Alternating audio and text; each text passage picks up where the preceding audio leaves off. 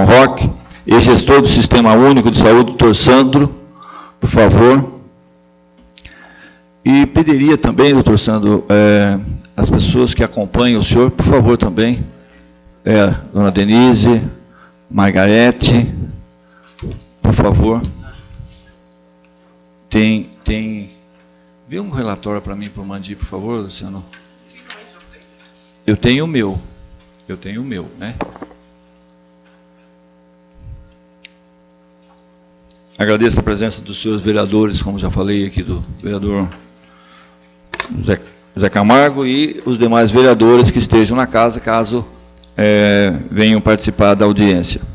Agradeço aí o representante do Jornal da Economia, o senhor Lucas, e os demais senhoras e senhores presentes, os funcionários da saúde, que acompanham essa audiência pública. Antes de iniciarmos a audiência pública, esclareço que a mesma será conduzida da seguinte forma: o gestor de saúde do SUS terá 20 minutos para expor e apresentar o relatório de prestação de contas. Os vereadores inscritos em livro próprio terão 3 minutos para formular questões ao gestor do SUS, sendo facultado a critério do vereador e do convidado a réplica e tréplica. O gestor do SUS responderá a questões pertinentes ao tema, formuladas pelo público por escrito em impresso próprio distribuído na audiência e, se não tiver condições de fazê-lo no momento, responderá posteriormente por escrito ao interessado, que deverá deixar registrado seu endereço. Nesse momento, eu concedo a palavra ao gestor do SUS, Dr. Sandro Rizzi, por 20 minutos, e caso se faça necessário, esse prazo poderá ser prorrogado a juízo da comissão. Portanto, doutor Sandro, por favor, o senhor está com a palavra. Boa tarde a todos, nobres vereadores, boa tarde, plateia.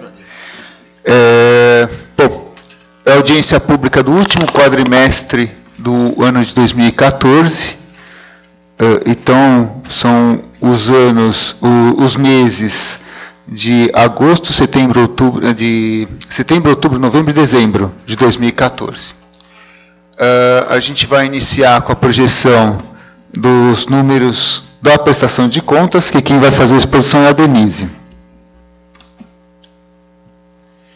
A Denise, para quem não a conhece, ela é responsável pela parte financeira da saúde, ela que faz toda a parte contábil, né, dentro da saúde, junto com o Departamento de Finanças.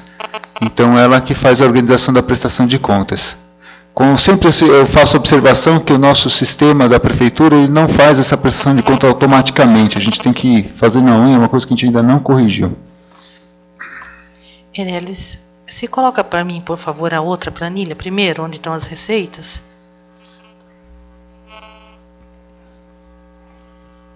Eu mesmo consigo?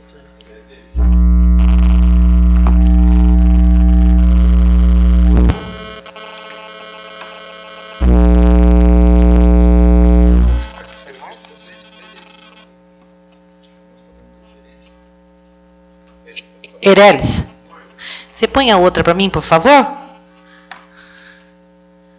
Isso. Põe a primeira lá, receitas, por favor. Essa aí mesmo. Se você conseguir diminuir ela para enquadrar ela toda na... Se bem que eu vou falando lá no finzinho, acho que dá para todo mundo enxergar, né? Então, aí a gente tem, como sempre é feito, o demonstrativo de receitas apuradas no terceiro quadrimestre de 2014, meses de setembro, outubro, novembro e dezembro, onde os recursos próprios somaram R$ 39.678.681,72, onde desse montante é onde a gente encontra os 15% obrigatórios da educação, da saúde.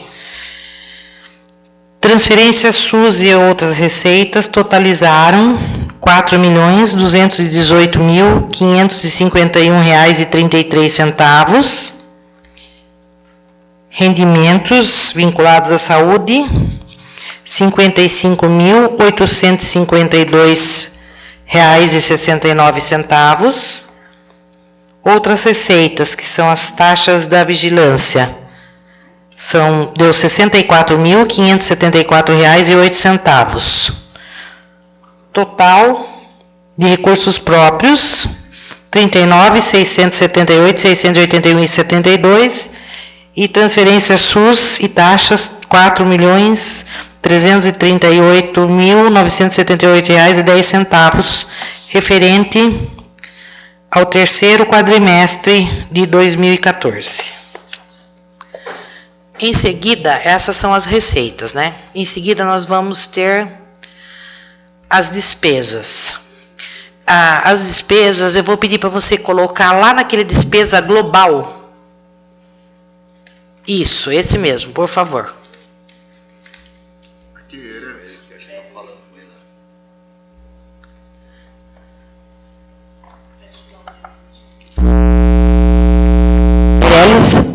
Despesa global, por favor. Ali mesmo, não lá mesmo. Lá ali onde o Sandro está colocando, ali, ó.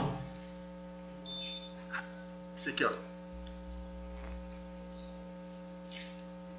Não, lá mesmo, na despesa global.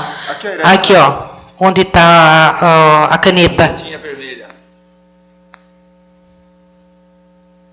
Não está enxergando. Aqui Aí mesmo, embaixo onde está a setinha, ali, ó.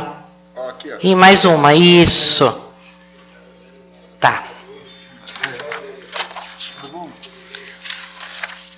Eu fui direto na despesa global porque as outras planilhas anteriores, elas detalham as despesas separadas e que compõem as despesas da saúde, que é a rede básica, PSF, vigilância sanitária, PAN, vigilância epidemiológica e conselho. Então, na global, você tem a somatória de todos esses, tá? Então, somamos, eu vou falar em liquidado, que nós temos empenhado e liquidado. No último quadrimestre, nós terminamos contratação por tempo determinado, R$ 43.069,46. Salário família, R$ 908,44. Vencimentos e vantagens ficas de pessoal civil, R$ 5.035.991,49. Obrigações patronais, R$ 742.301,06. Outras despesas variáveis, R$ 211.200,85. Subvenções sociais, R$ 4.733.065,54.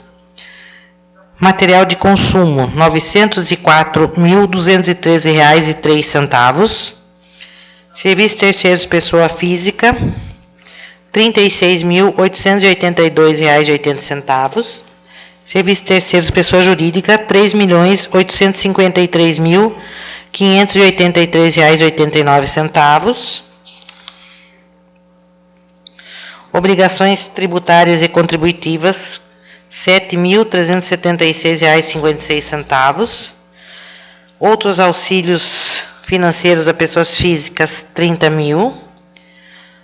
Obras e instalações, a gente não vai ter nada liquidado e vai ter só o valor empenhado, R$ 1.554.620,98. Equipamento e material permanente, R$ 462.263,40. Totalizamos o quadrimestre, o terceiro quadrimestre de 2014, com uma despesa empenhada do Departamento de Saúde no valor de R$ 15.754.827,51 e uma despesa liquidada de R$ 16.060.856,52. A próxima planilha, que é o cálculo do percentual, por favor, isso.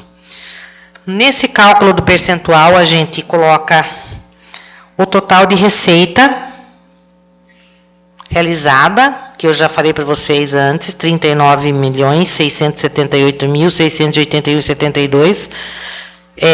Calculamos 15% obrigatório, que deu R$ 5.951.802,26. Transferência SUS e outras receitas, R$ 4.218.551,33. Rendimentos e depósitos vinculados, R$ 55.852,69. Outras receitas, R$ 64.574,08. Então, a gente totalizou uma arrecadação de R$ 10.290.780,36 no quadrimestre. Porém, nossa despesa empenhada ficou em R$ 15.754.827,51, aonde a prefeitura colocou a mais recurso próprio, além dos 15% obrigatório, R$ 5.464.047,15, o que totalizou 28,77% do aplicado em saúde de recursos próprios. Quanto à despesa liquidada, foram R$ 16.060.850,52, totalizando um percentual de aplicação de 29,54% no último quadrimestre. Como este é o último quadrimestre do ano, a gente sempre apresenta, junto com ele, o fechamento do exercício para a gente apresentar o percentual aplicado. Então, por favor, Eireles, coloca para mim na outra planilha, na primeira, despesa anual. Isso, por favor. Aí a gente já abriu no cálculo do percentual. Este cálculo do percentual, a gente acumulou todos os meses, de janeiro a dezembro, totalizou os 3 quadrimestres do ano. Tivemos uma receita de recursos vinculados no valor de R$ 120.758.350,46. E totalizamos os recursos, o obrigatório de 15%, mais os repasses SUS e outras receitas, com R$ 31.491.316,22, enquanto a nossa despesa empenhada ficou em R$ 44.846.503,92, totalizando um percentual de aplicação de recursos próprios em saúde no ano, com referência à despesa empenhada, de 26,6%, e com relação à despesa liquidada, 24,32%. Com isso, encerramos o exercício de 2014, com um percentual que teria que ser de 15% de aplicação. De acordo com a lei, a gente aplicou 24,32%, aonde a gente cumpriu as exigências de lei de aplicação. Tá? As outras receitas, as outras planilhas, a gente envia, que são as detalhadas, e se alguém tiver alguma dúvida, pode fazer alguma pergunta.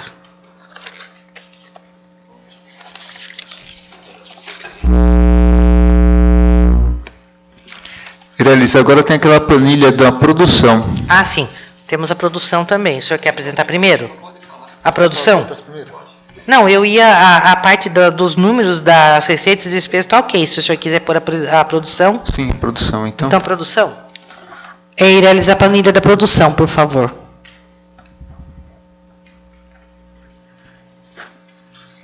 Eireles, eu acho que se você clicar aqui, melhora.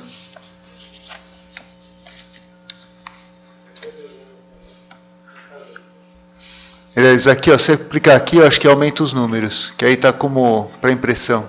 Aqui, ó, do lado, aqui do lado, aqui, ó. Esse. Primeiro aqui. Aqui, ó. Não está enxergando? Não, Eireles? Aqui, Erelis. Porque está no formato de impressão aí. Aí. Isso.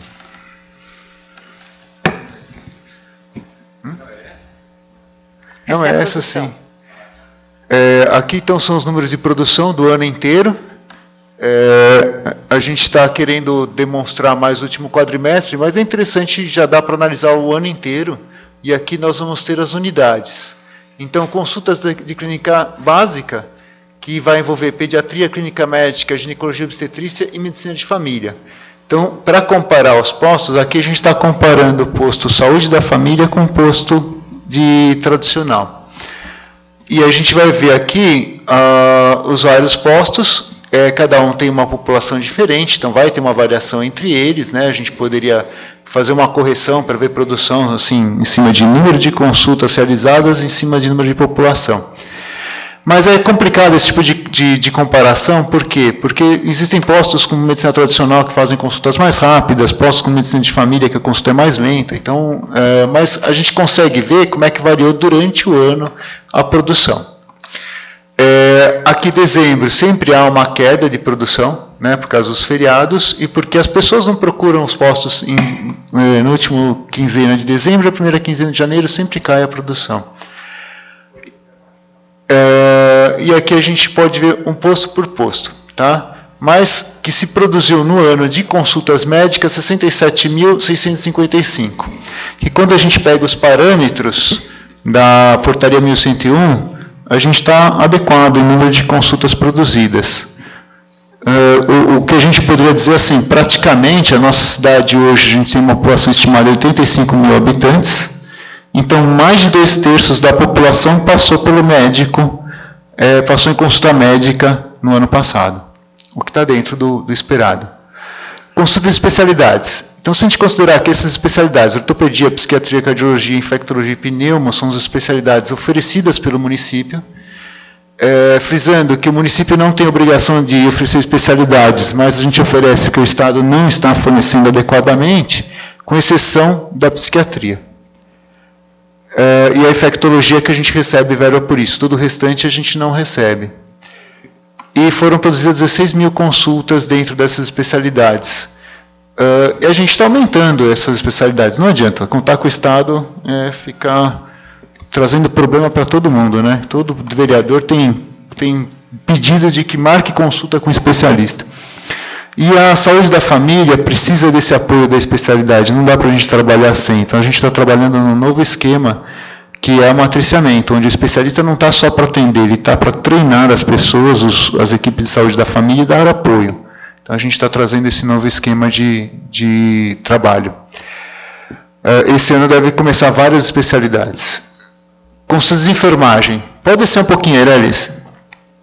Consultas de enfermagem, a gente vai ver que os postos que têm saúde da família, então se você comparar aqui, unidade central, que é um posto que tem atenção básica, mas é mais para especialidades, com Mailás, que São João, Carmo, Saboá, a gente vai ver que as consultas de enfermagem são muito mais altas.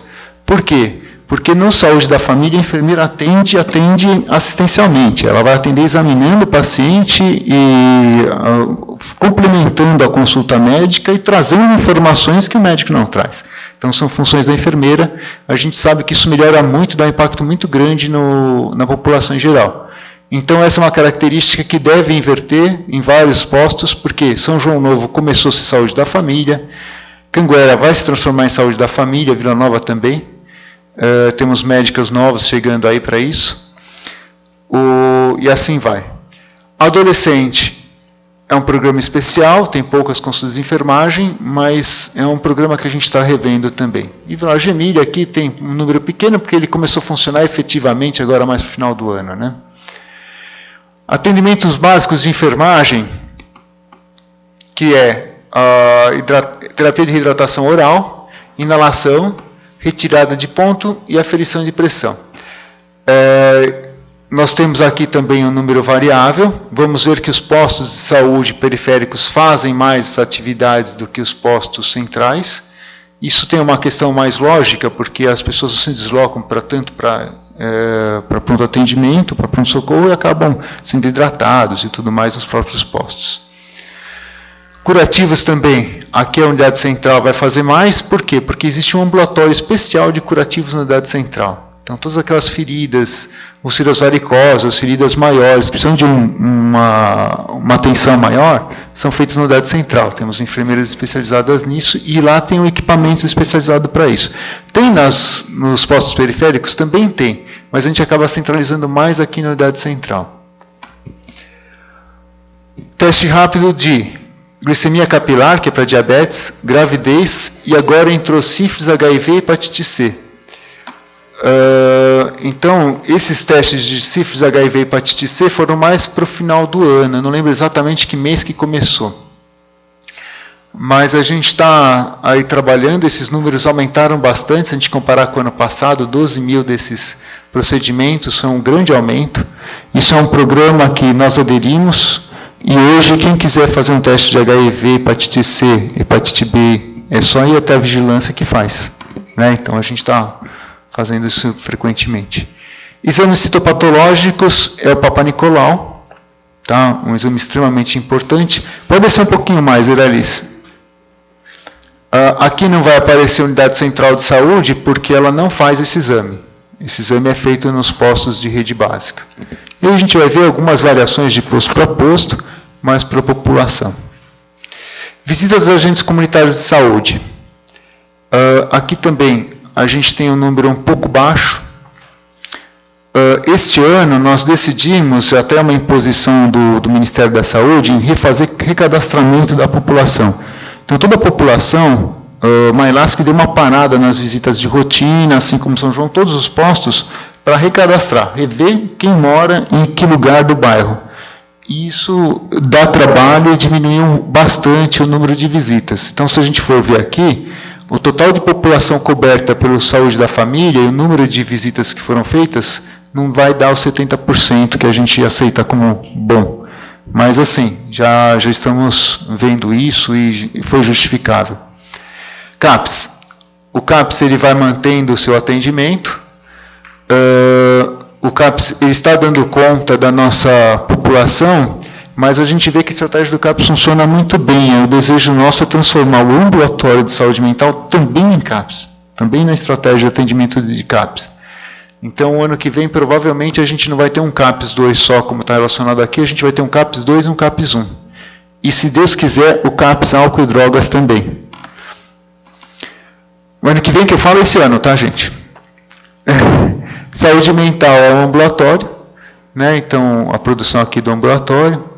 Se a gente comparar, a produção do ambulatório é muito parecida com a do CAPS. Então, a gente sabe que o CAPS, apesar de ele ter um atendimento mais demorado, com mais terapias, ele no fim atendeu o mesmo número do ambulatório. E a gente sabe que o valor, o investimento que o Ministério repassa para a gente, paga o custo do CAPS. Então, se eu estou tendo esse custo de saúde mental do ambulatório todo pela prefeitura, tudo de verba própria, eu consigo montar um CAPS e pôr os profissionais que estão faltando aqui com um serviço melhor. Então, nós já estamos enviando esse projeto para o Ministério e estamos só aguardando os trâmites aí de aprovação. Atendimento odontológico também vem se mantendo. Estamos atendendo 64 mil atendimentos, muito parecido com o número de consultas médicas. Então, 2/3 da população de São Roque passaram aí em consulta. Fisioterapia. A fisioterapia também deu uma boa melhorada, se a gente comparar o ano retrasado, o ano passado. Eles começaram seu serviço com uma fila de espera de quase 5, 6 meses. Se propuseram a eliminar essa fila. Nós conseguimos mais um fisioterapeuta e autorizamos horas extras, e eles eliminaram a fila. Hoje, um paciente neurológico está demorando um mês para ser atendido, mas um paciente de trauma que tem mais urgência, ele consegue ser atendido na mesma semana. E quando a gente não tem queixa na ouvidoria, significa que está indo bem, né? Porque elogio é muito raro o pessoal fazer. E é um dos setores que a gente não tem queixa. Então, está indo muito bem. Preciso contratar mais fisioterapeuta, porque pagar hora extra é mais caro do que ter um profissional. Então, a gente está querendo chamar mais um fisioterapeuta. Sanitária. esses números, se a gente for analisar, são baixos e por falta de fiscal sanitário. Nós precisamos chamar de fiscal sanitário, precisamos renovar o concurso, está acumulando aí vários profissionais que estão em falta, e fiscal sanitário é um deles. Então, hoje, a vigilância sanitária está com grandes dificuldades em trabalhar. O que melhorou na sanitária hoje é que a gente deu mais apoio. O fiscal sanitário, ele estuda muito as legislações, mas ele tem alguma dificuldade, porque ele não é um profissional da área, por exemplo, na farmácia. Se ele vai fiscalizar uma farmácia, ele precisa ter um farmacêutico junto. Então, a gente deu uma incrementada numa comissão de nível superior para apoio a esses fiscais. Antes, essa comissão tinha 4 profissionais, agora a gente já pôs 6, conseguimos mais um fisioterapeuta, mais um engenheiro, e está dando apoio. Mas, assim, precisamos de mais fiscais também. Vacinas. O nosso grande problema com vacina, aqui está adequado. Tá? A vacinação, a gente está atingindo a meta. Mas o nosso grande problema de vacinação que a gente está enfrentando é falta de vacina. O governo federal está falhando muito na entrega, está vindo abaixo do previsto, e a gente está se virando para conseguir cumprir as metas. Graças a Deus a gente não está com um grande número de hanseníase, porque a gente não tem a vacina de BCG, que é aquela vacina que a gente faz nos familiares de hansenianos. A gente está tendo que se virar para fazer diagnóstico de tuberculose, porque a gente não tem o PPD, que é um teste que é parecido com vacina, é um insumo que vem junto com as vacinas. A tetravalente a gente está tendo que dividir em vacina com 3, são 3, protege para 3 doenças, e daí você soma mais uma separada, então, em vez de dar uma agulhada só, você dá 2. E assim vai. Mas são problemas que não competem ao município, competem ao governo federal, que não está entregando essas vacinas. Farmácia é um outro problema que a gente está tendo. A farmácia, a sustentação da farmácia, a entrada de medicamentos, vem por 3 formas. Aqui em São Roque, 2. Uma do governo do estado, que é a cesta básica do governo do estado, o programa Dose Certa, e pelo próprio do município. Do município, nós tivemos atrasos tradicionais por licitação. Faz licitação, ata de preço, contestada, tal, e isso dá um problema para a gente comprar, a gente não tem agilidade de comprar. Agora, o que mais nos afetou foi o Dose Certa do governo do estado, porque o governo do estado simplesmente não entregava, não avisava com antecedência para a gente que não vai entregar. Então, por exemplo, um medicamento que ninguém usa, dipirona. O governo do estado sempre entregou lá não sei quantos milhões de frascos para a gente. Chegou um mês e simplesmente não entregou. Não avisou antes.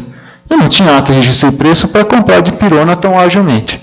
Então, hoje eu estou pedindo para abrir ata de todos os medicamentos, mesmo os do governo do estado. Porque falhou, eu tenho uma ata pronta para comprar rapidamente. Mas a gente foi pego de calças curtas.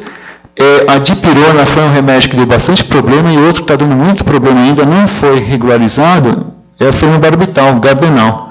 Então tem muita gente que é convulsiva, toma esse remédio e a gente não tem. Não tem. E está difícil de comprar, porque aí o que aconteceu? Foi problema de produção. O próprio laboratório que produzia não está conseguindo produzir. E não é um só, mas o sal vem de fora e o sal não está sendo entregue. Então o governo do estado não entregou, mas a gente também não está conseguindo comprar. Então esses pacientes a gente está pedindo para trocar o remédio. Quem troca o remédio? Neurologista. Tem neurologista na cidade? Não. Vai começar esse mês. Mas então deu bastante problema esse tipo de falta de remédio. Serviços de ambulância. Atendimento 192. Né? Então aqui a gente tem a produção. Bastante. E a parte de transportes de pacientes. Isso é uma parte ainda que continua bastante complicado. Diminuímos o transporte de pacientes com mamografia. Então, com a instalação de mamografia em São Roque, a gente pôde parar de alugar alguns ônibus, porque antigamente eram mutirões. Então, assim, 300 mamografias nesse sábado. Alugava 2 ônibus, né? Nosso ônibus não dava conta, e também não confiava muito no nosso ônibus veinho para levar o povo, então a gente alugava ônibus. Hoje não, hoje o pessoal faz em São Roque, isso tem um custo, porque a gente ainda não passou o teto de mamografia para São Roque.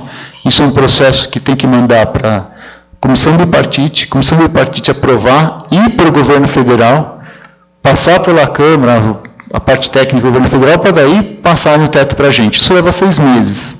Então, nesse período, a gente que está pagando o exame de mamografia de mulheres abaixo de 50 anos. Mas, quando você coloca no papel, o custo que eu tinha de transporte, né, e a falta de comunicação, tudo, eu acho que a gente vai colocar vendo que isso vale a pena. Mulheres acima dos 50 anos é pagar extrateto. Então, essas a gente não gasta em nada. Tanto que para mulheres acima de 50 anos a gente ofertou o serviço de mamografia para os municípios vizinhos também. E os municípios vizinhos estão se movimentando para pedir para passar os seus pacientes para cá também. Porque, por exemplo, Mairink não precisa transportar o paciente para São Roque. Agora, para Sorocaba, ele dá transporte. Tá? Mas a gente vê que assim, os mais variados cidades a gente transportou.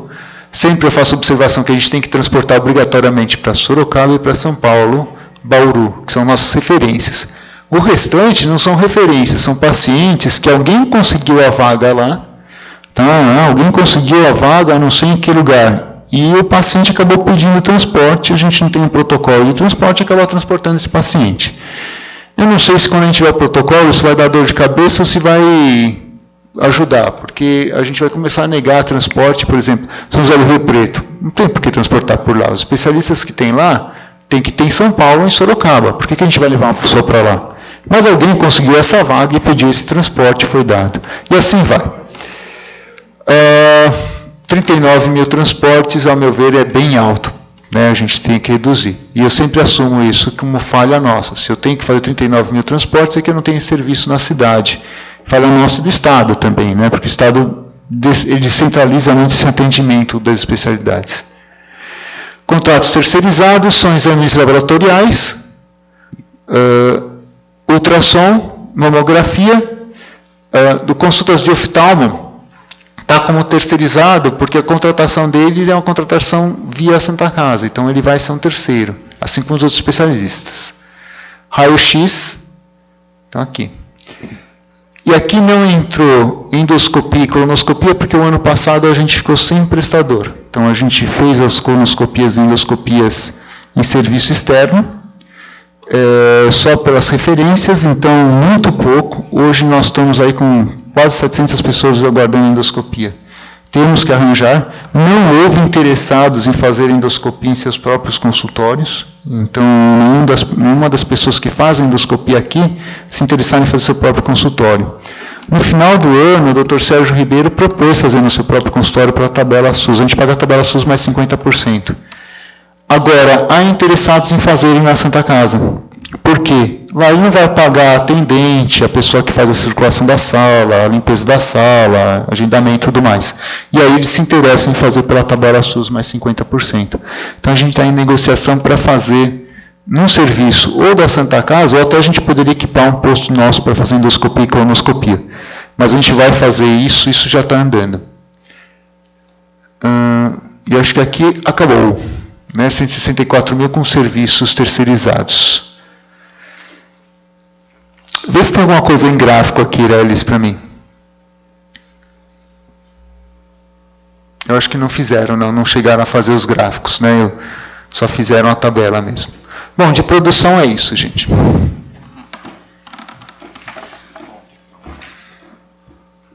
Tá, obrigado, Denise e Dr. Sandro, pela explanação.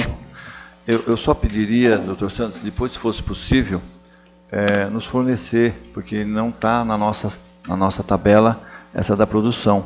Está aqui, o senhor trouxe, que eu dei para o senhor. A Câmara não veio para a Câmara. Se alguém quiser fazer, então o pendrive já ou então, se puder, só fazer um favor para a gente ter, porque sempre veio, né, e esse ano não veio, esse quadrimestre não veio. Então, agora, eu vou, por favor, o livro dos vereadores, primeiro escrito. Quero também registrar a presença do vereador Rodrigo aí, agradecer a presença do vereador, do assessor do vereador Gonzaga. O primeiro que está escrito aqui, seria eu, mas depois eu vou o vereador Zé Camargo pretende fazer algumas considerações? Por favor, o senhor está com a palavra.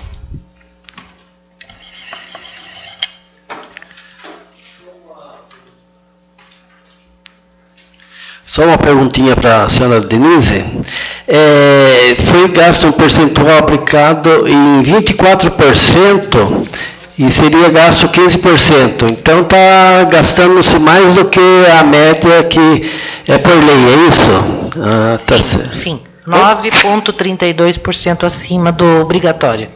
O 15% é obrigatório, mas com 15% não dá para fazer nada, né? Ah, tá certo. Posso fazer uma consideração em cima dessa pergunta? Pois não. Hoje, né, o Conselho de Secretários Municipais de Saúde fez uma estatística e a média brasileira de gasto dos municípios com saúde está acima de 25%.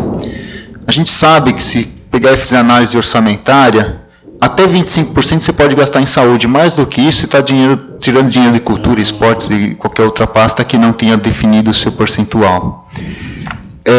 Isso porque cada vez mais o governo federal e o governo estadual estão aplicando em saúde, por mais que falem que apliquem, eles aplicam menos, eles usam os 15% deles como teto.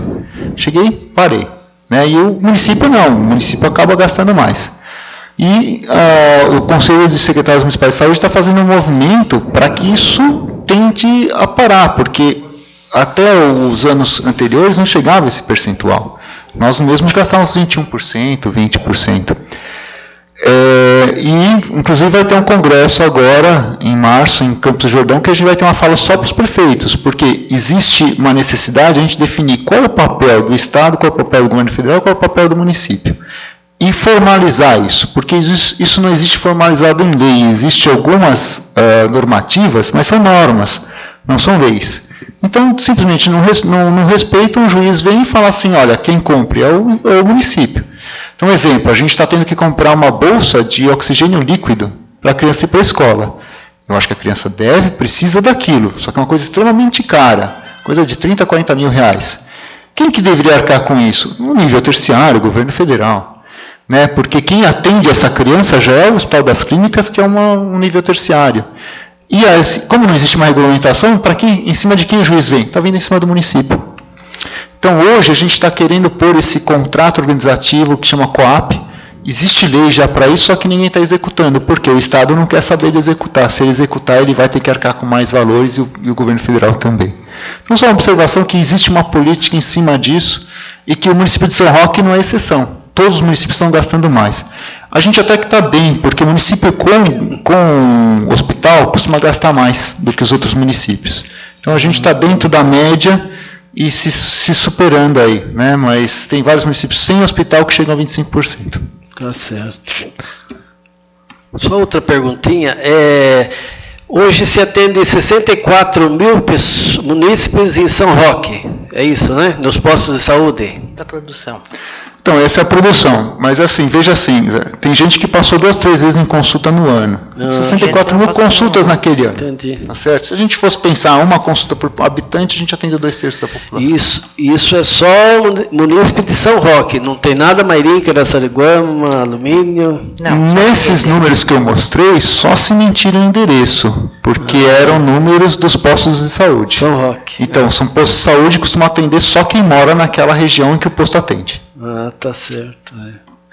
E os bairros de sala de odontologia, essas coisas, tem todos os bairros em São Roque ou tem só São João, Mailasque, Saboá? Tem todos os bairros, a odontologia tem mais do que os postos, porque tem um posto avançado lá na escola do Juca Rocha, tem um postinho lá, e eu acho que é o único lugar que não tem posto e tem posto de odontologia. Lembra de mais algum? Não, do resto dos postos tem, mas que não tem posto e tem odontologia, só a Juca Rocha mesmo.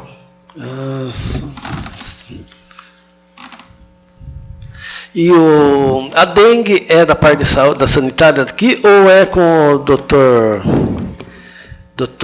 Não, a dengue é com a gente mesmo. Com a gente, com vocês, mesmo. né? Então, e como que está o trabalho da dengue em São Roque, assim? A gente vê que tem um trabalho bom. Eu estive na divisa de Mairinque esses dias lá, entre a divisa ali no Marmeleiro, a marca de posto, aí não sei o nome da rua ali, né? Pertence a Mairinque.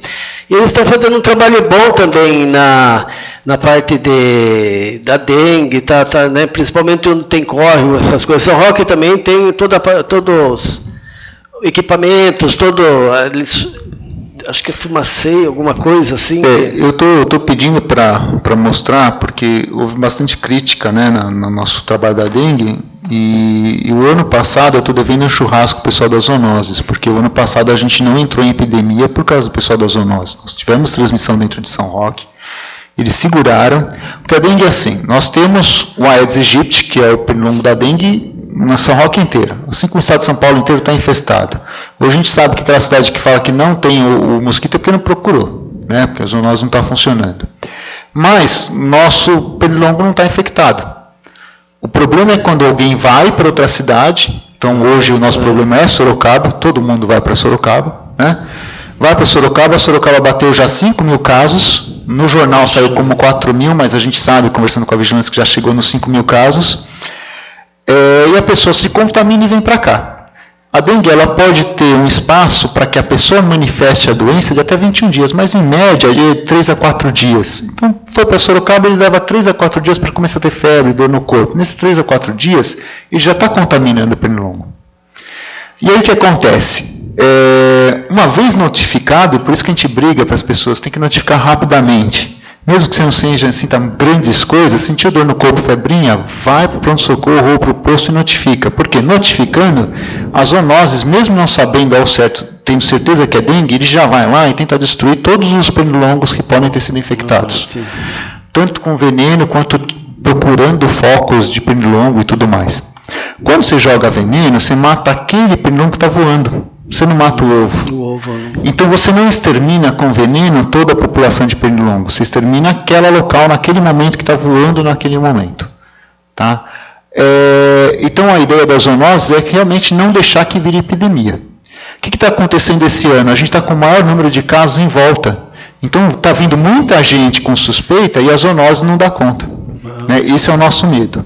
De qualquer jeito, quinta e sexta após o carnaval houveram 117 notificações, que são bastante. Normalmente a gente tem 10, 20 notificações por dia. Tiveram 117 em 2 dias. Mas felizmente isso foi uma conscientização dos médicos para notificarem mais. Porque de todas essas notificações nós tivemos até agora 17 casos. 17 casos. 21, atualizando. 21 casos com dessa semana. Então, 117 casos, foram 117 casos positivos confirmados, a gente estaria em epidemia, em estado de alerta. 21 a gente não está. O nosso corte para dizer que a gente está em estado de alerta é 45 casos. Então a gente ainda está segurando a dengue, o pessoal da zoonose ainda está dando conta de estar debelando esses pernilongos. Como eu acho que vai piorar, nós já chamamos 6 agentes vetores do concurso. Tá, então, já sendo contratados, porque a gente está aumentando muito o número de casos, a gente não vai conseguir segurar.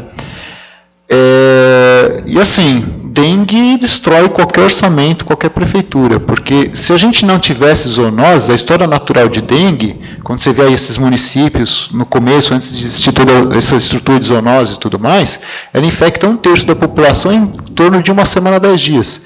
Então imagina aqui em São Roque a gente estimaria 20.000 pessoas em 7 dias infectadas. Né, com febre, dor no corpo, mal-estar. A mortalidade é baixa, mas você pega 20.000 pessoas de uma vez só, sempre vai morrer uns 3 ou 4. Quer dizer, aí já começam os absurdos. Já teve uma morte em Sorocaba. Então a gente vê assim, a gente está conseguindo controlar, a zoonose está dando conta, mas assim, eles não dão conta de ver tudo. Então as pessoas estão preocupadas e falam assim, meu vizinho tem uma laje cheia de água lá. É zoonoses que vai notificar o vizinho, tentar conscientizar. A gente ainda não tem a lei que dá autonomia para chegarem e esvaziar aquela laje. Tem que ser o município para esvaziar. Essa é uma lei que a gente está propondo.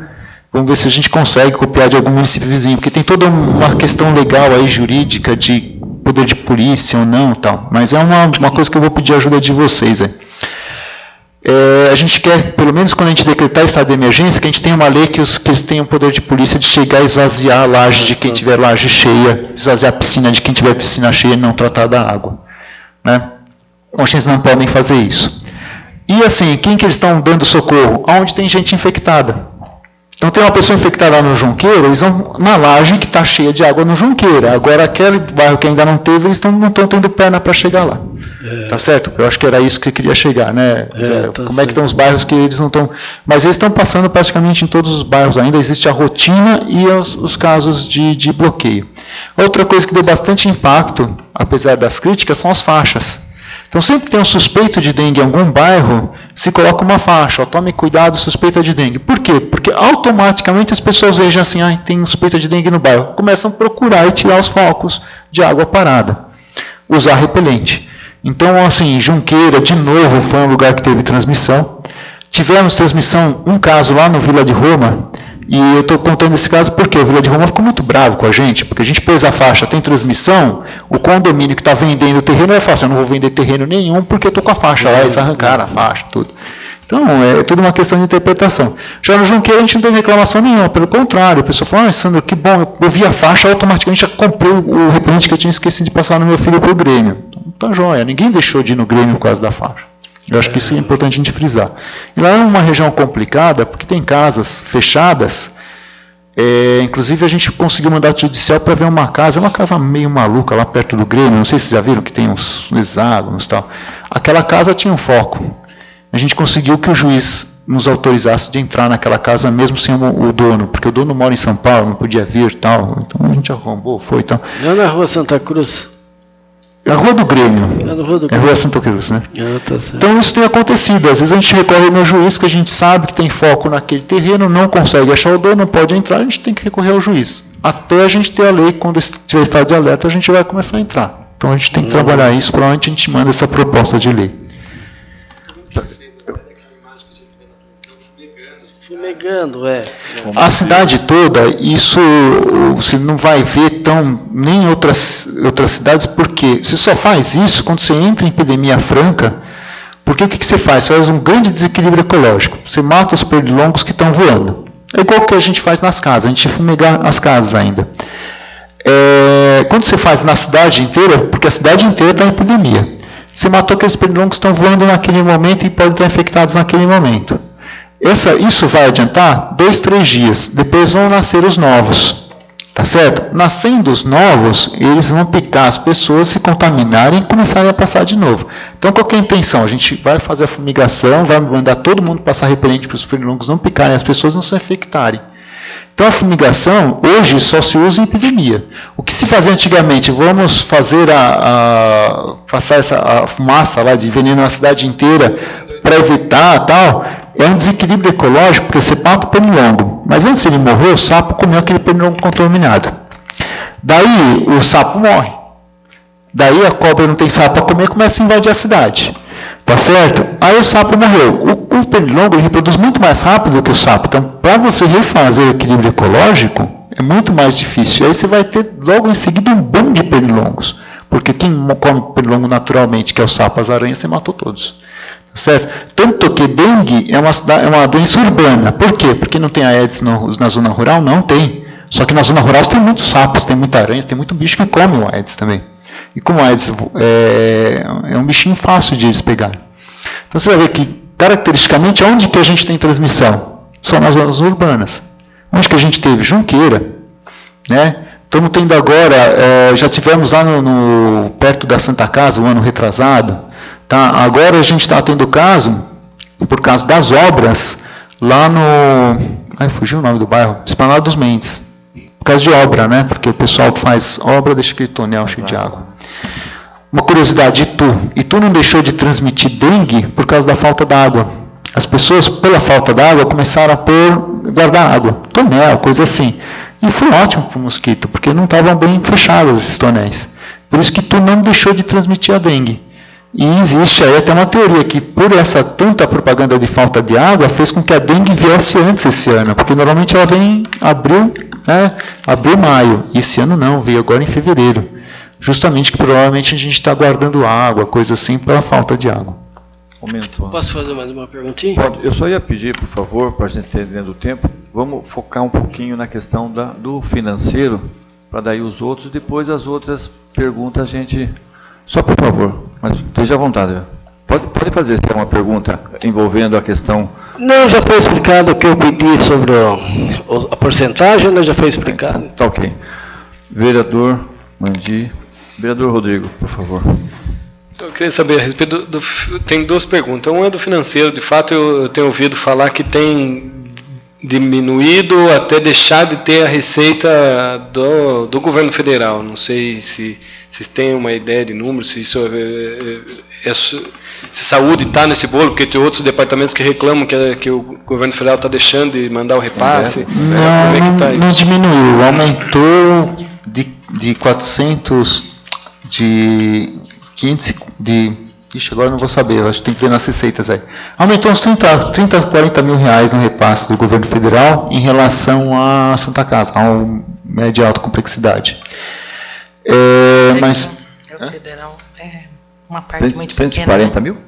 30 ou 40. Ah, 30 ou 40? A B vai ver aí você consegue ver o teto MAC, quanto que aumentou? Isso mês.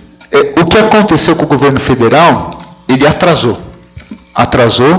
No MAC, nessa média alta complexidade, atrasou o que o governo federal argumentou é que eles mudaram o sistema deles e isso deu um sistema de pagamento, informatização e tal, e isso deu um rolo. Teve município que recebeu o dobro, depois tem que devolver dinheiro, coisas assim. Para a gente só atrasou.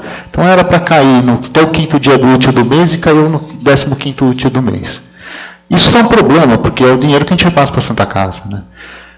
Em relação a outros financiamentos, então assim, as obras, o governo federal não repassou ainda a segunda parcela. Então ainda do Guaçu e do Jardim Vilaça, que já tinha que ter repassado, ele não repassou. Alguns municípios começaram a obra e não estão tendo como pagar o empreiteiro. O nosso empreiteiro aqui foi mais esperto e falou assim, não, só vou começar quando depositarem. A gente falou, não, é isso mesmo, né? A gente já tem mais experiência, os dois empreiteiros. Então a gente só fez a parte de terraplanagem, coisa assim, para fotografar e dizer que começou realmente ter empreiteiro e que a ordem de serviço estava feita. Eu acho que esse foi o maior problema. Em relação à CAPES, à CEL, a todos esses recursos, ao Saúde da Família, não houve atraso. Todos foram repassados em dia, que são da parte da atenção básica. O governo federal, na parte da atenção básica, dificilmente ele atrasa. Ele atrasa no restante. Tá? Mas diminuição de repasse não houve. Teve outros departamentos que a educação, por exemplo, caiu a arrecadação, caiu o repasse, enfim. E a outra pergunta que é a UPA, né? Eu acho que se fosse enxergar, já vou adiantar como é que foi decidido, como é que está, o que vai ser feito com... Então, a ideia continua a mesma, de a gente transformar, adequar, né, o nosso pronto atendimento que está localizado na Santa Casa em uma UPA.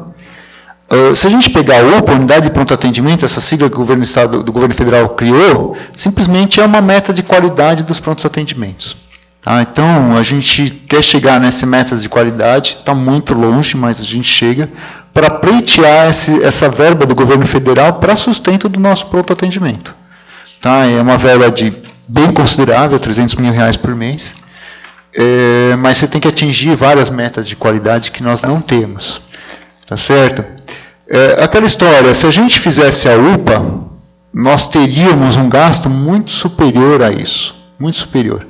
Então, colocando tudo na ponta do lápis, impacto social, impacto financeiro, eu continuo achando que a gente fez o melhor de ter devolvido essa UPA porte 1, porque nós precisamos de uma UPA porte 2, e que a gente agora consiga fazer uma UPA dentro do nosso pronto atendimento ou perto do nosso pronto atendimento. Né? Então, essa é a ideia.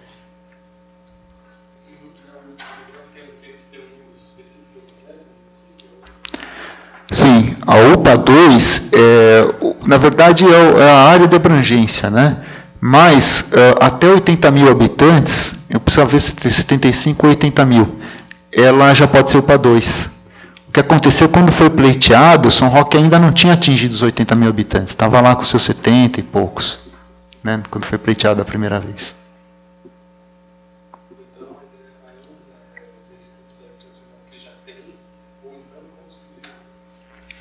Isso, por quê? O projeto que a L+M fez na Santa Casa contempla uma UPA 2. Projeto. Então dá para transformar, na verdade vai acabar construindo de novo, né? Construir uma construção nova. Mas dentro daquela área, daquele terreno. Né? Então a gente tinha feito um projeto em que pegava uma fatia do terreno da Santa Casa e fazia uma UPA junto à Santa Casa. Mas essa proposta nova aí da L+M, dessa empresa que fez a consultoria, é dentro, naquele prédio mesmo, conseguir pôr a UPA. E quando a gente fez é a UPA. Dentro da proposta é a UPA. É a UPA. Porque a gente tinha feito um projeto pensando em conseguir com o Ministério uma conversão do que a gente já tinha recebido para uma nova UPA. Né? Mas a gente viu que ia ter que mexer não com o Ministério da Saúde, mas outros ministérios, né? E não era inviável.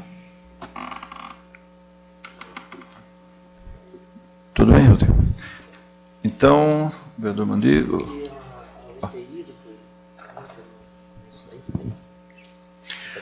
Questão da UTI. UTI, eu sou super ansioso em construir uma UTI. Né? O grande problema da UTI, Mandi, não é, primeiro assim, investimento. E depois o credenciamento. Eu vejo hoje, eu já falei isso em outras audiências, eu acho que é mais fácil conseguir a UTI do que a gente corrigir nosso déficit de recursos humanos e tudo mais da atenção básica. Por quê?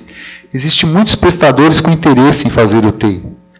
UTI, a parte de laboratório, raio-x e a da nefrologia, de hemodiálise, são coisas que no SUS elas dão dividendos, elas rendem bastante, rendem o suficiente para ter empresas interessadas em fazer isso. Então existem propostas de empresas de implantarem UTI na Santa Casa.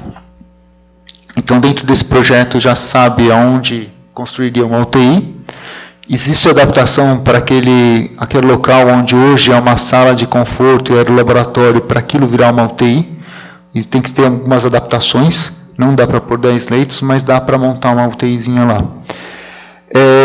O grande problema é o credenciamento, porque se você constrói uma UTI, você tem que mantê-la funcionando até o governo federal credenciar. E aí entra uma parte que a gente vai ter que ter um jogo político, entre aspas, para acelerar isso. Porque um credenciamento hoje, por vias técnicas normais, leva 1 ano. E eu não tenho como sustentar 1 ano com o dinheiro do governo, da prefeitura, com verba própria.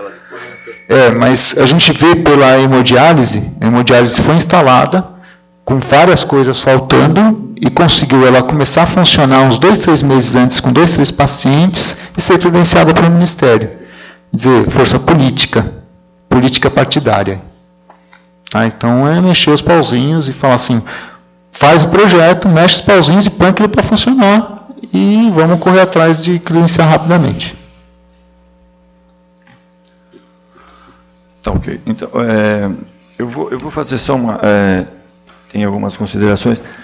Denise, se eu não entendi aqui errado, eu tenho no último quadrimestre, 15.754 empenhado, certo? E tenho liquidado 16 milhões. Eu trago algum resto do anterior, né? Porque Sim. eu estou pagando mais. Eu trago empenhado do quadrimestre anterior. Sim, ou do primeiro ou do segundo. Certo. Não, é porque senão é só uma situação... Pode pagar mais do isso. que empenhou. E aqui, pela a demonstração do último quadrimestre, ele demonstra, né, que nós chegamos aqui em 29%, né? Depois que ele volta na média dos 3, que ele volta para 24%, né? Porque no último, provavelmente, tem 13º, tem toda uma situação que acho que pega no último também, que acaba elevando ele, né? Porque ele acaba dando, você vê aí uma diferença. Se você observar, nesse cálculo do percentual, no mês de novembro é onde ele puxa mais. Isso. Eu tô falando, ele começa a subir. Setembro, outubro, novembro, dezembro, e daí o quadrimestre. Em novembro, ele tem 49,52 empenhado, 40,88 liquidado. Já em dezembro, ele tem 13,03 empenhado. Entendeu? Isso mesmo. É bem isso. Porque no mês de dezembro também, a maioria o pagamento já foi feito em novembro, já está empenhado, os contratos também estão todos empenhados, a gente não faz, já para as compras, entendeu? Tudo bem. Outra situação... Porque a liquidação continua nos 25, 27. Não, tudo bem. Doutor Sandro, o senhor comentou, se eu não entendi errado, que a fisioterapia estaria de bom tamanho atendendo. Mas está chegando para a gente muitos pedidos de fisioterapia. Então, está bem claro, na verdade, tudo que tem funciona, né? Tudo que você tem funciona, mas a demanda... Será que, eu não sei pelo que o senhor falou, que a fisioterapia estaria... Mas essas pessoas estão vindo passar na fisioterapia primeiro ou chegaram direto para você? Porque... inclusive está na ouvidoria lá pedindo, e tem uma demanda, eu tenho uma resposta da ouvidoria dizendo que eu tenho prioridade. E essa pessoa, ela não entra então, se eu tenho uma resposta da ouvidoria dizendo, olha, eu tenho uma prioridade, uma pré-seleção, e essa pessoa não entra nessa prioridade, então demanda que eu não saberia dizer para o senhor o número, mas eu deduzo com essa resposta. Você entende? Eu tenho uma resposta, uma pessoa de quase 60 anos, 50, acho que 50 e poucos anos, está até perdendo todos os movimentos, e a resposta é essa, dizendo que eu tenho como que eu diria, um trabalho, eu tenho que fazer um levantamento, e essa pessoa não estaria dentro desse perfil, porque eu tenho outras prioridades que ele não é prioridade. Então, até depois eu vou discutir aqui. Como o senhor falou, eu falei, então tem alguma coisa, as informações que não estão batendo. Isso. Dizer que a fisioterapia não tem fila de espera, é que não tem, mas isso não quer dizer que as pessoas passem quando elas querem. Então, esse senhor, ele fez fisioterapia, se eu não me engano, é neurológico, inclusive. Você sabe a situação, né? Eu sei. Sabe, Tudo que veio para a auditoria, eu leio, né? Eu estou aproveitando porque, como o senhor falou, eu falei, tem alguma coisa que não está batendo, né? Porque se está bem, não poderia vir aquela resposta. Não está bem, só que ele não respondeu à fisioterapia, ele não melhorou com a fisioterapia. E os fisioterapeutas acham que não vai melhorar. Mas tem quadros e que é difícil a pessoa se conformar também da sua situação de saúde. Mas tudo bem. Então, esse é um paciente que eles reviram. Então, depois a gente, da Comissão de Saúde, a gente para a gente ter uma noção de quantas pessoas tem na fila. Essa é uma situação. Agora, o dimensionamento da fisioterapia, aquilo que eu falei, precisa contratar mais um. Eles estão trabalhando em hora extra. Certo. Né? O senhor falou que a questão precisa ser mais caro pagar hora extra. Uma outra situação. Como hoje nós não vimos a tabela de cirurgia, essa situação toda, como é que nós estamos na questão de cirurgia? A questão da cirurgia é meio delicado falar aqui na Câmara, mas vamos falar. A gente tinha uma fila de 200 pacientes, até mais de 200 pacientes, desde 2010, quando o Kimura assumiu. E o Kimura se comprometeu a eliminar essa fila em 6 meses. Certo. O Kimura, quanto tempo você vai levar para eliminar essa fila? 6 meses eu elimino. Já viu, tem um outro que eu talvez não consiga fazer aqui, e já fez uma programação. Tá bom. Certo. Aí chegou depois de 6 meses e não eliminou a fila.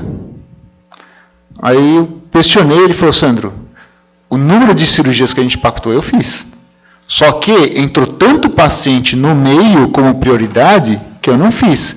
E que são as prioridades? É o que a gente chama hoje de plano vereador e plano gabinete. É os pacientes que a gente está mandando, que furam a fila, passam na frente do outro, e acabam não eliminando aquele que está esperando. Da fila. Aí o que nós fizemos, e o Kimura pediu, eu acabei concordando com ele, ele parou o ambulatório de cirurgia. Então hoje, vocês devem ter a notícia que o paciente chega e não tem cirurgião atendendo o ambulatório de cirurgia. Por quê? Ele já está com uma fila de cirurgia que ele quer eliminar para começar a atender os novos pacientes. Entendi. Então, eu gostaria de fazer um mutirão e tudo mais, mas para fazer mutirão eu preciso de leito. E para fazer leito eu preciso de investimento para refazer o apoio funcionar. Entendi. Né, que é um problema que a gente tem aí, estamos correndo atrás. Espero que nesses 2, 3 meses apareça essa verba, tudo está dizendo que vai aparecer. E a gente põe esse apoio para funcionar, porque eu preciso de leito fazer um mutirão. O cirurgião até se propõe pegar aí vários dias da semana para operar muita gente e eliminar essa fila. Então hoje a gente tem esse problema, as pessoas reclamando, falando assim, mas eu nem consegui a vaga para passar para ser avaliado pelo cirurgião. Obviamente que se for cirurgia de emergência, entra pelo pronto-socorro. Tá certo? Se tiver com dor, tudo entra pelo pronto-socorro, é operado como emergência. Mas as eletivas, hoje, nós demos uma brecada. Ainda continua, numa demanda. Então, tudo bem. Então, essa situação...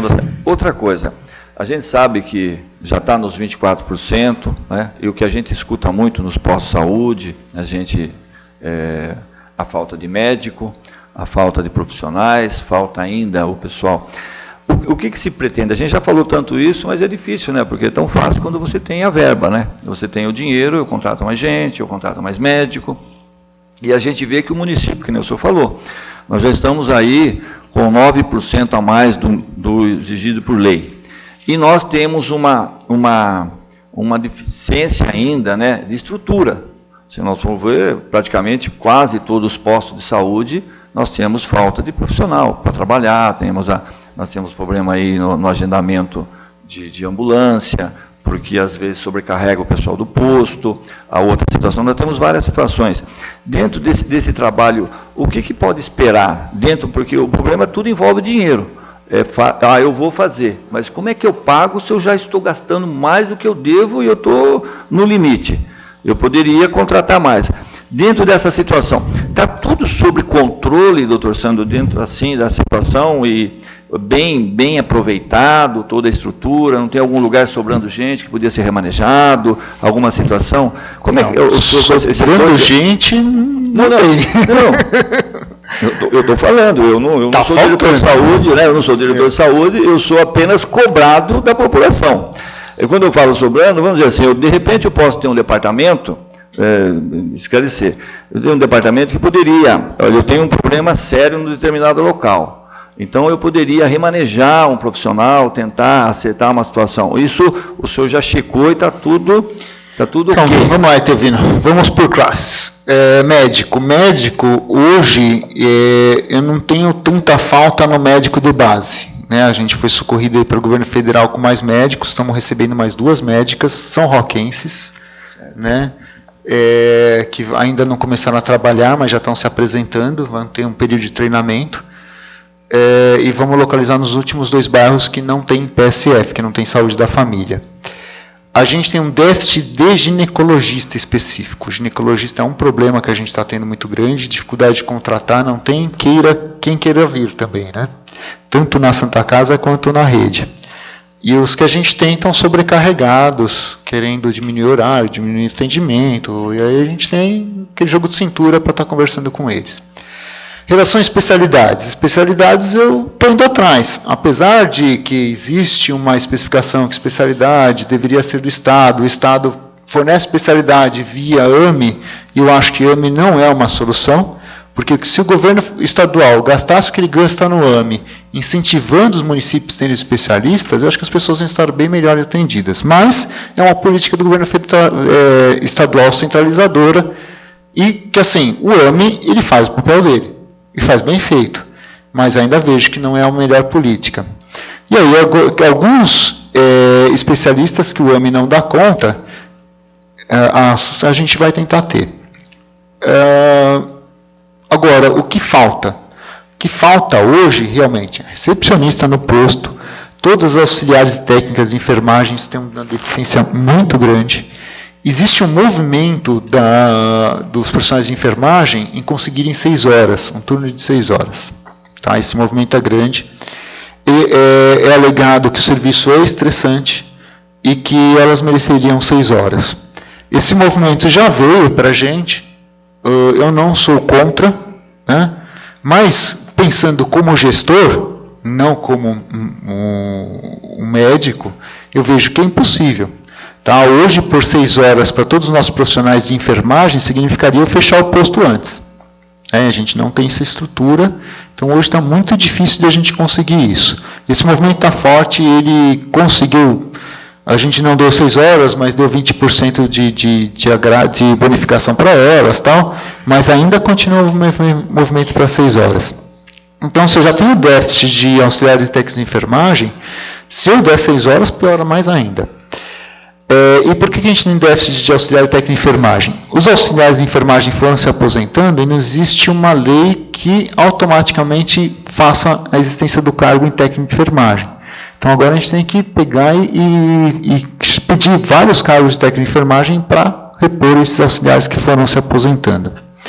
E a população cresceu, então tem que aumentar o número de técnicos de enfermagem. Nós estamos com déficit de profissionais de nível superior não médicos. Psicólogo, terapeuta ocupacional, assistente social até que a gente está bem,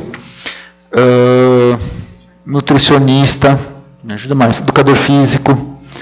Então todos esses profissionais estão deficitários, são profissionais que aparecem menos, né? A gente grita mais quando precisa de um médico, a gente não grita tanto quando precisa de um psicólogo, mas esses profissionais dão mais impacto na saúde do que o próprio médico. Então quem trata uma dor na coluna? Não é o médico tira da crise, dá o remédio lá, dá a injeção, você passou a dor. Mas quem vai te ensinar a fazer o exercício, o alongamento, para você não ter mais a dor, é o fisioterapeuta e o educador físico. E esses profissionais eu estou em déficit. Saúde mental, quem trata a depressão? O médico dá antidepressivo, mas quem vai tratar você daquele trauma psicológico que fez você ficar deprimido é o psicólogo terapeuta ocupacional. E esses eu estou em deficiência. Certo? Bom, então assim, a gente tem deficiência de todos os profissionais. Essa é a grande verdade. Médico, a gente conseguiu dar uma equalizada, talvez as pessoas já estão tão acostumadas a não ter médico, que hoje a gente está bem, mas se eu for colocar na ponta do lápis ainda falta. Tá? Agora, como é que a gente faz essa matemática? É isso que você perguntou, Teovino. Como é que eu faço essa matemática? Porque é uma mágica. A gente está no limite da contratação pela lei de responsabilidade fiscal. A gente está no limite orçamentário. Como é que eu faço isso? E é o que mais pesa no orçamento é recurso humano. Tá certo? Então, o salário de um psicólogo está até baixo, você não gasta tanto com o psicólogo. Mas espera aí, calcularam os indiretos, né? Férias, 13º, licença-prêmio, isso tudo tem que ser calculado, né? Porque tudo isso é gasto também. Então, hoje, por mais que a gente economize em qualquer setor, não chega ao valor que eu preciso para repor todos esses profissionais. E aí que esbarra nisso que eu estava falando. O governo federal e o governo estadual precisam contribuir mais com o município. Passaram todo o problema para o município e estão lavando as mãos. Né? Precisam contribuir muito mais com a gente. E se a gente não faz a lição de casa, que é a atenção básica, os pacientes complicam e vão para a média alta complexidade. Tá? É o mais difícil daí, né? Com certeza. Beleza, porque também falta agente de saúde, né? Tem inclusive os concursados. Agente de saúde. A gente concursou um número grande e não chamou porque veio uma lei federal que aumentava o salário deles. Eles merecem, só que eu não tenho recurso para isso. Mas tem que dar é isso que eu estou falando. Então, eu gostaria de, vereador Rodrigo, vereador Zé, eu gostaria de perguntar a alguém da plateia se gostaria de formular pergunta específica referente à prestação de conta. Se tem alguém que gostaria de formular alguma pergunta referente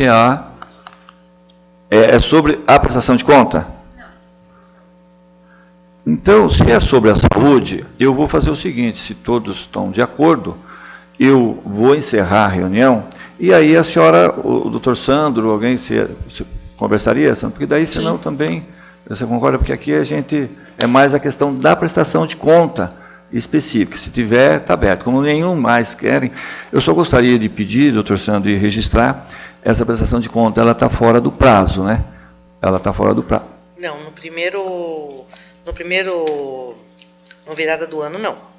Ela só fica fora do prazo nos outros meses. Que tem que ser nos primeiros 30 dias. Então, é que a informação... Eu só estou avisando... Não, porque a prestação de contas, ela tem que fazer... Ela tem que ser feita... Eu só estou avisando para depois não vir falar, olha, a Câmara, nós não falamos. Porque a prestação de contas, elas são nos primeiros 30 dias quando termina o quadrimestre. Com exceção da virada do ano. Existem 2 calendários... o calendário que a gente está seguindo é do Ministério da Saúde. Que me informaram errado, então, porque para mim passaram essa informação. Eu vou verificar. Não, estou falando porque, até pelo que a gente estava vendo, vocês sempre fizeram junto, bem próximo, junto de finanças. Essa é a primeira vez que está acontecendo. Então, eu só estou falando para evitar, porque senão, de repente, vocês podem acabar tendo um problema de mandar atrasado. Então, a preocupação é com isso, para, por favor, darem uma olhada se realmente está certo, porque eu sei que é no primeiro mês e agora aconteceu isso. Mas se fosse, se vocês estiverem correto, não tem nenhum problema. Então, se o vereador dá por satisfeito, tudo tranquilo, então eu vou encerrar a presente sessão e aí, se alguém depois quiserem continuar conversar com o diretor de saúde, desde que ele esteja disposto e os demais, eu, nada mais havendo para ser discutido nesta audiência pública, agradeço a presença de todos e encerro os trabalhos às 16 horas e 23 minutos. Lembrando que será lavrada a ata da reunião, que será arquivada na secretaria e encaminhada uma cópia à prefeitura.